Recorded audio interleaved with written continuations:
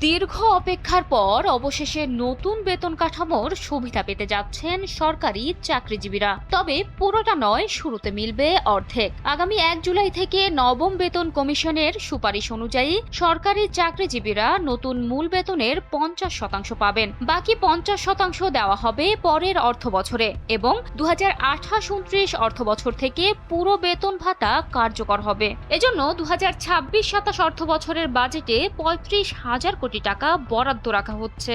অর্থ মন্ত্রণালয় সূত্র জানিয়েছে, সরকারের রাজস্ব সীমাবদ্ধতা ও অর্থনৈতিক চাপের কারণে নতুন বেতন কাঠামো ধাপে ধাপে বাস্তবায়নের সিদ্ধান্ত নেওয়া হয়েছে।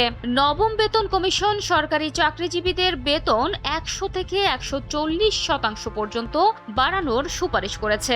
এতে সর্বনিম্ন বেতন 8,250 টাকা থেকে 20,000 টাকা এবং সর্বোচ্চ বেতন 78,000 টাকা থেকে 1,60,000 টাকা করার প্রস্তাব দেওয়া হয়েছে।